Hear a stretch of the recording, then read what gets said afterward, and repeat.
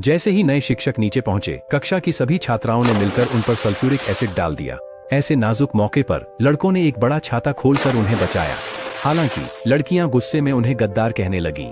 यह कक्षा शैतानी कक्षा के रूप में मशहूर थी और कोई भी शिक्षक उन्हें पढ़ा नहीं पाया था।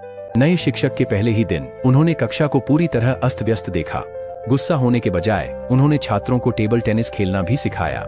अचानक एक अजीब आदमी वहां आ गया, जिससे लड़के छात्र परेशान हो गए। इसलिए उन्होंने उस पर पिंग पोंग की रैकेट फेंक दी, लेकिन शिक्षक ने केवल एक किताब से उसे हल्के से रोक दिया और रैकेट ब्लैकबोर्ड में धंस गई। जब शिक्षक शांत होकर बैठ गए तो सभी छात्रों ने एक साथ उन पर चीजें फेंकना शुरू कर दिया। अप्रत्याशित रूप से वह आदमी बिजली की तरह तेज था। छाता पकड़कर उसने सभी फेंकी गई चीजों को वापस मार दिया, लेकिन छात्रों ने पहले ही कुर्सी पर बहुत मजबूत गोंद लगा दिया था।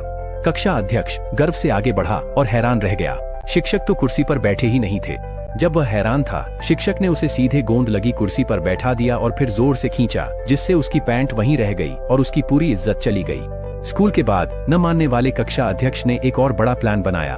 उन्होंने शिक्षक की कार में एक नकली बम रखा और अपने फोन निकालकर रिकॉर्ड करने लगे, ताकि शिक्षक को बेवकूफ बनते हुए कैद कर सकें। जैसा कि उम्मीद थी, जब शिक्षक ने बम देखा तो उन्होंने तुरंत छात्रों से वहां से जाने को कहा। छात्रों को लगा कि शिक्षक डर के मारे पागल हो गए हैं और वे लगातार उन पर हंसते रहे। फिर अगले ही पल कार जोरदार धमाके से उड़ गई। सौभाग्य से शिक्षक की सुरक्षा के कारण वे सभी सुरक्षित रहे। इस घटना ने लड़के छात्रों को पूरी तरह से मना लिया।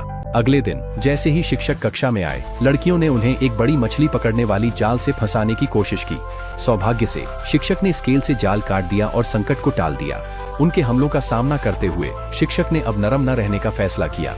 उन्होंने अपनी सुपर पावर का इस्तेमाल कर चीजों को वापस फेंक दिया। बार बार असफल होने से मुख्य लड़की बेहद गुस्सा हो गई, लेकिन शिक्षक ने एक शर्त रखी। अगर वे 3 दिनों के भीतर उन्हें किसी शरारत में फंसा दें तो वे स्कूल छोड़ देंगे। इस तरह दोनों पक्षों के बीच युद्ध छिड़ने ही वाला था। लेकिन उसी दोपहर स्कूल के बाद मुख्य लड़की को गुंडों के एक झुंड ने घेर लिया।